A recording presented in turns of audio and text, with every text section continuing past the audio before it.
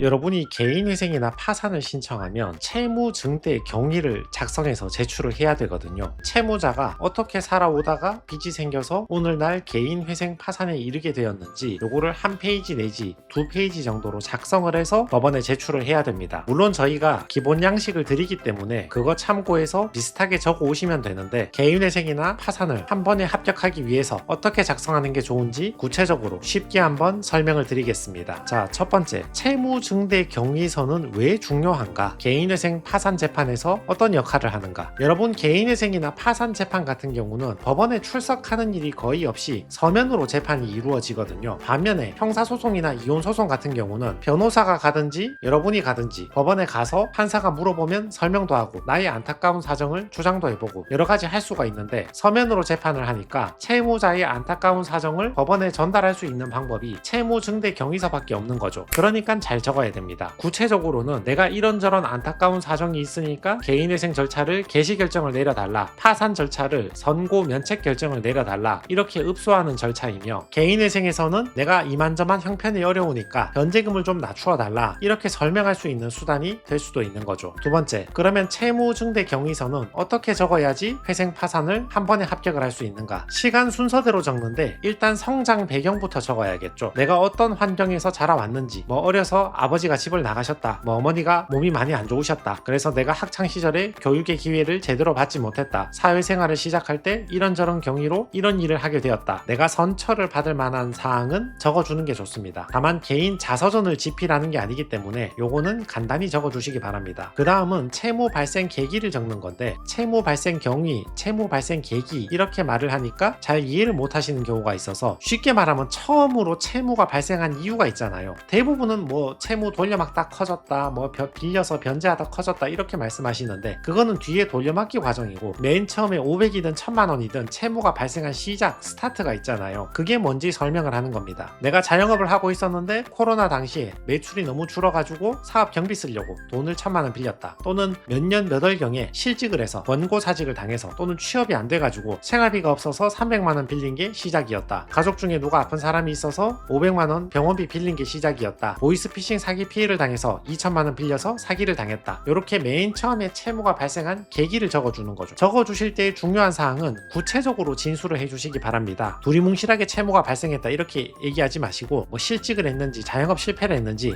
병원비를 썼는지 구체적으로 적으시고, 시기도 특정을 해주는 게 좋습니다. 옛날에 발생했다 이렇게 적지 말고, 구체적인 날짜까지는 몰라도 대략 몇 년 몇 월경인지는 기억이 나시잖아요. 그까지는 적어주는 게 좋겠죠. 그 다음에는 채무 증가 경위입니다. 최초에 500만원 1000만원 채무가 생겼는데 그 뒤에 돌려막다가 채무가 커졌다, 그 말이잖아요. 돌려막는 과정을 적는 것이고, 또 한편으로는 내가 변제를 위해서 이렇게 노력을 했다는 것을 설명해 주는 겁니다. 대체로는 처음에는 은행 대출을 받았다가 은행 대출도 막히면 캐피탈 대출로 넘어갔다가 그것도 안 되면 나중에 카드론까지 넘어가는 거죠. 경위를 상세하게 적어주면 좋습니다. 하나은행에서 500만원 빌린 게 시작이었는데 나중에 그걸 갚기 위해서 국민은행에서 1000만원 빌렸고, 그걸 갚기 위해서 KB 캐피탈에서 2천만원 빌려가지고 일부 생활비 쓰고 나머지는 기존 채무 상환하고, 나중에 캐피탈 대출도 안 되니까 A카드, B카드, C카드, 카드론으로 얼마씩 빌려가지고 기존 채무를 변제했다, 이런 식으로 일자, 금액 같은 거 특정할 수 있다면 최대한 특정해서 상세하게 적어주는 게 좋습니다. 그 다음은 지금 시간 순서대로 가고 있는 겁니다. 맨 처음에 불우한 환경, 그 다음에 채무가 처음으로 발생한 경위, 그 다음에 돌려막다 커졌다, 그 다음에 이제 현재 얘기가 나와야겠죠. 과거 얘기 다 했으니까. 현재 채무 초과 상태다, 이거를 표현을 하는 것인데, 내가 개인 사업을 하는 사람이면 식당을 운영하는데 한 달 매출이 1000만 원인데 인건비하고 월세하고 재료비 빼고 나면 200만 원 남는다, 또는 어디 일용직 알바를 하고 있는데 한 달에 200만 원 번다, 그런데 미성년 자녀가 한 명이나 두 명 있다, 배우자는 자녀 케어한다고 자녀가 너무 어려서 일을 못한다, 채무가 8천만 원 있는데 매달 원리금 및 월 이자를 150만 원 갚아야 된다, 그래서 내가 한 달에 버는 돈은 200만 원인데 매달 나가는 돈은 300만 원이다, 들어오는 것보다 나가는 게 더 커져서 채무 초과 상태에서 이대로 있어봤자 해결이 안 된다, 이런 식으로 현재의 채무 초과 상태를 기재해 주시면 됩니다. 그 다음은 반성하고 미래 얘기를 하는 거죠. 재정관리 실패한 것을 굉장히 반성을 한다, 무분별한 투자를 하다가 실패한 것에 대해서 채권자에게 굉장히 죄송하게 생각을 한다, 미래 얘기까지 적는 거죠. 생활비를 줄였다, 렌트카를 없앴다, 통신비를 줄였다, 보험료도 줄였다, 이런 식으로 나가는 지출을 줄이고 내가 최대한 가능한 데까지 변제금 내고 더 성실하게 근무해서 소득활동 열심히 할 테니까 개시 결정을 부탁합니다, 이런 식으로 마무리를 하는 것입니다. 자, 세 번째 주의사항은 시간 순서대로 적으시면 됩니다. 방금 보셨겠지만 옛날 시간 시간 순서대로 적잖아요. 내가 어릴 때 어떤 환경에서 자라서 어떤 불우한 환경이 있어서 교육 기회를 받지 못했든지, 아니면 처음에 사회생활 시작할 때 조금 잘못된 게 있어가지고 거기서 일이 꼬여가지고 계속 힘들어졌다. 맨 처음에 채무가 왜 발생했는지 요거 꼭 적어주시고, 300이든 500이든 생활비 채무 왜 필요했는지, 사업상 채무 왜 필요했는지 이거 적어주시고, 그 다음이 돌려막기 하다 증가했다 이거잖아요. 대체로는 처음에 채무 발생한 경위를 생략해버리고 돌려막기만 적으시는데, 맨 처음에 채무가 왜 발생했는지 적으시고 300이든 500이든 그 다음에 돌려막기 하는 경위, 어디 은행에서 얼마 빌려서 저기 변제하고 저기서 얼마 빌려서 이거 변제하고, 이런 식으로 하다 채무 늘어났다. 그렇지만 나는 변제를 위해서 열심히 여기저기 빌리고 내가 열심히 일해가지고 되는 데까지 갚고 힘들지만 계속 사업을 이끌어와서 열심히 변제해보려고 최선을 다했다. 요거 적으시고, 그렇지만 현재는 어떻게 되었다. 현재 소득은 200밖에 안 되는데 매월 원리금하고 이자 납부는 200만원 넘는다. 생활비도 써야 된다. 그래서 도저히 들어오는 돈 대비 나가는 돈 비교하면 나가는 돈이 훨씬 많아서 답이 없다. 그 다음에는 미래 다짐, 생활비도 줄이고 렌트카도 줄이고 보험료도 줄이고 아낄 수 있는 거 최대한 아껴서 열심히 변제금을 납부하겠다. 시간 순서대로 기재하시면 됩니다. 자, 네 번째 중요한 건데요. 일자, 금액 이런 거 정확히 특정해 주시고 숫자로 잘 표현을 해 주시기 바랍니다. 일자 같은 거 안 적고 둘이 뭉실하게 적으시는 채무자분들이 굉장히 많으시거든요. 내가 옛날에 큰 채무가 자꾸 늘어나서 생활비가 많이 부족했다, 뭐 이런 식으로 적으시는 분이 많단 말이죠. 한번 비교해 봅시다. 그냥 예전에 채무가 늘어나서 자꾸 커졌다 이렇게 적는 것보다는 2020년 9월경에 코로나 당시에 원래 매출이 5천만원 나오는 식당이었는데 매출이 1,000만원으로 줄어들었다. 과거에 월 5천 정도 매출을 낼 때는 순이익이 500 정도 남았는데 월 1천 정도 매달이 나오니까 기본 경비도 모자라서 매달 1천만원씩 적자를 보게 되었다. 이렇게 적으면 훨씬 구체적이잖아요. 보는 법원에서도 이해하기 쉽고. 또 다른 예시요. 2023년 1월경에 어머니께서 뇌출혈로 쓰러지셨다. 그래서 23년 1월부터 12월까지 1년간 어디 병원에서 어머니 병원비로만 1,200만원 정도 들어갔는데 이거를 삼성카드, 현대카드에서 얼마씩 카드론을 받아가지고 충당을 했다. 훨씬 더 구체적이고 듣는 사람이 이해하기 쉽죠. 그냥 무턱대고 옛날에 어머니가 아파서 병원비로 썼다 이렇게 얘기하는 것보다는. 돌려막기한 경위도 마찬가지입니다. 무턱대고 돌려막다가 채무가 커졌다 이렇게 말하는 것보다는 22년 12월경에 내가 실직을 하게 되었는데 생활비가 없어서 300만원 삼성카드에서 카드론 받아가지고 생활비로 쓰게 되었다. 23년 3월경에 KB캐피탈에서 1,000만원 빌려가지고 기존의 삼성카드 원금 및 이자 얼마 갚고 나머지는 생활비로 쓰고, 23년 8월에 어디 저축은행에서 다시 돈을 얼마 빌려가지고 기존 채무 얼마 변제하고 나머지는 생활비로 썼다. 이런 식으로 구체적인 일시하고 금액이 나오면 훨씬 낫겠죠. 정확한 일시하고 금액은 기억이 안 나시겠지만 대략은 특정할 수 있단 말이죠. 금액, 일시, 일자 이런 것들 최대한 숫자로 특정할 수 있는 데까지는 최대한 숫자로 특정해 주시면 좋습니다. 자, 다섯 번째, 이것도 중요한 얘기인데 불리한 얘기는 먼저 말할 필요 없습니다. 법원에서 물어보면 정직하게 답변을 해야겠지만 물어본 적도 없는데 괜히 장황하게 설명하다가 안 해도 될 말을 할 필요는 없습니다. 예를 들어서 회생법원에서 여러분 계좌내역 사용처 최근 1년 정도 검토를 하잖아요. 근데 5년 전에 어머니한테 5천만원 드린 것을 물어보지도 않았는데 굳이 먼저 말할 필요 없는 거죠. 안 물어보면 그냥 넘어갈 수 있는 일인데, 법원이 어떠한 경위로 우연히 알게 되어가지고 물어본다면 그때는 정직하게 답변을 해야겠지만 불리한 얘기를 내가 먼저 할 필요는 없는 거죠. 다만 예외가 있는데 나의 채무 발생 대부분의 이유가 주식, 코인, 토토다 이런 경우에는 어차피 계좌내역 보면 다 드러날 사실들이고 숨기면 다른 거 변명할 것도 없잖아요. 자, 여섯 번째, 유리한 내용은 상세히 적어주는 게 좋습니다. 부양 가족이 많다, 미성년 자녀가 많이 있다, 그리고 부모님이 계시는데 내가 외동아들이다 또는 형제가 있지만 다들 신용불량이고 상태가 안 좋다, 부모님이 재산도 없고 소득도 없다, 그리고 배우자가 성인이긴 하지만 몸이 좋지 않다거나 아픈 데가 있다거나 또는 너무 어린 미성년 자녀가 있어서 일하기 쉽지 않다거나 이런 내용도 잘 표현해 주는 게 좋고, 나의 채무 발생 경위가 사기 피해다, 보이스피싱 당했다 이런 것들도 경찰에 신고하셨으면 사건, 사고, 사실 확인원 이거 경찰서에 가서 발급받아가지고 첨부해서 내가 사치 탕진한 게 아니고 보이스피싱 당해서 안타깝게 채무가 늘어났다, 그리고 채무자 또는 가족들이 병원비를 많이 사용한 경우에는 병원비 내역 이런 거 첨부해서 앞으로도 병원비가 많이 들어갈 것 같다 이런 것들을 최대한 소명해 주는 게 좋습니다. 일곱 번째, 이것도 중요한 건데요. 채무 증대 경위서에는 반성이 들어가야 됩니다. 채무자 입장에서는 채권자의 돈을 못 갚은 거잖아요. 일부 채무자, 특히 사회생활을 별로 하지 않고 사회적 고립 상태에 있는 사람일수록 자기 입장만 생각하는 경우가 많거든요. 이거 법원 재판이잖아요. 법원 입장에서 무조건 채무자를 위해 주는 게 아니고 채무자하고 채권자하고 합리적인 채무 조정을 하는 절차입니다. 채무자가 뭔가를 잘해서 채무자를 대접해주는 절차가 아니란 말이죠. 그러니까 채무자 입장에서는 내가 채권자한테 이런저런 경위로 돈을 못 갚아서 너무 죄송하다, 그리고 장래에 내가 열심히 소득 활동을 하겠다, 렌트카도 없애고 대중교통을 쓰고 통신비도 줄이고 보험료도 줄이고 생활비도 줄여서 얼마라도 더 변제하겠다, 최선을 다해서 변제하겠다 이런 식으로 구체적으로 적어주는 게 좋겠죠. 말로만 죄송하다 하고 자꾸 무리한 주장을 하면 그건 죄송한 게 아니죠. 판사가 바보도 아니고. 죄송하니까 내가 어떻게 노력할 것인지 이것도 상세하게 상세하게 적어주면 좋습니다. 그래서 오늘은 채무증대 경위서, 진술서를 잘 적어서 한 번에 회생 파산을 합격하는 방법에 대해서 설명을 한번 드렸습니다. 채무중대 경위서는 왜 중요한가? 여러분이 재판에 계속 출석하는 게 아니기 때문에, 서면 재판이기 때문에 여러분의 안타까운 사정을 설명할 방법이 채무중대 경위서밖에 없다. 작성 방법은 어떻게 되는가? 성장 배경, 그 다음에 처음에 채무가 발생한 이유, 그 뒤에 돌려막다가 채무가 커지게 된 경위, 그 다음에 현재 버는 돈보다 나가는 돈이 더 많다. 채권자한테 죄송하고 미래에 어떻게 내가 성실하게 살겠다. 이런 순서로 적어주시면 좋습니다. 시간 순서대로 기재해 주시기 바랍니다. 어릴 때부터 처음 채무가 발생해서 채무 자꾸 돌려막다 커져서 현재 이르고 미래에 어떻게 할지. 네 번째는 금액하고 일자 같은 경우는 최대한 구체적으로 적으시고 숫자로 특정해 주시기 바랍니다. 그냥 옛날에 이렇게 적지 말고 2023년 3월경에 이런 식으로. 불리한 내용은 법원에서 묻기 전에 먼저 얘기하실 필요는 없습니다. 유리한 내용, 부양비 많이 필요하다, 추가 생계비 필요하다, 이런 거는 최대한 상세하게 적는 게 좋습니다. 그리고 채권자한테 죄송하다, 이런 반성의 내용이 들어가 주는 게 좋습니다.